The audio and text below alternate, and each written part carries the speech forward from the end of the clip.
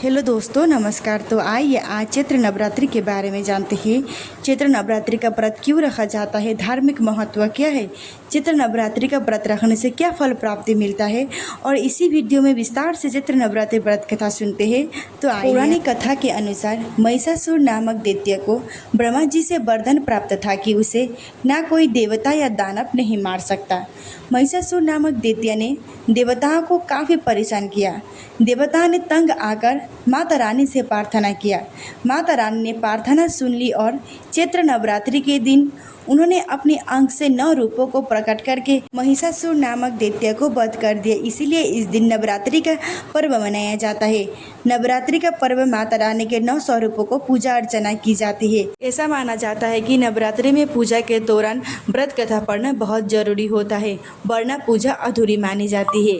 पंचांग के अनुसार 30 मार्च से चैत्र नवरात्रि का व्रत शुरू हो चुकी है। पहला दिन माता का प्रथम स्वरूप शूलपुत्री की पूजा की जाएगी।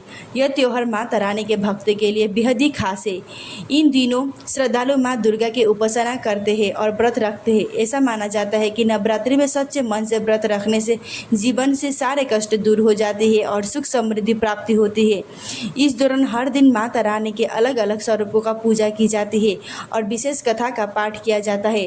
ऐसा माना जाता है कि पूजा के दौरान कथा का पाठ करने से साधक की शुभ फल प्राप्ति होती है। तो आइए अब व्रत कथा सुनते हैं। पौराणिक कथा के अनुसार एक बार देवगुरु बृहस्पति ने ब्रह्मा जी से नवरात्रि का व्रत का महत्व पूछा। ब्रह्मा जी ने बताया कि यह व्रत करने से संतान सुख, धन, विद्या और समृद्धि का प्राप्ति होती है। इसके प्रभाव से रोग दूर हो जाती है, पापों से मुक्ति मिलती है। इस व्रत को ना करने वाले व्यक्ति को जीवन में कई तरह के कष्टों का सामना करना पड़ता है।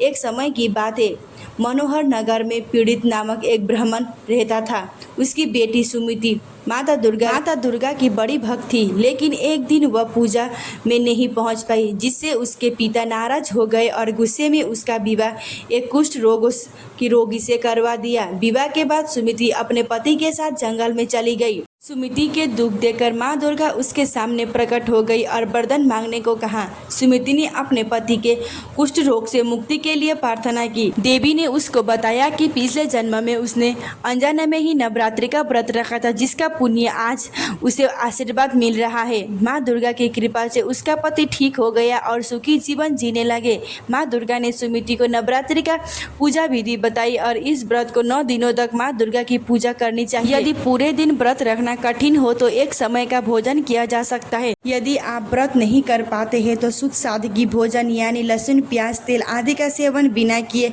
माता रानी का पूजा करके दुर्गा चालीसा का जप कर सकते हैं और नवरात्रि के 9वें दिन कन्या दान करके अपना व्रत संपन्न कर सकते हैं।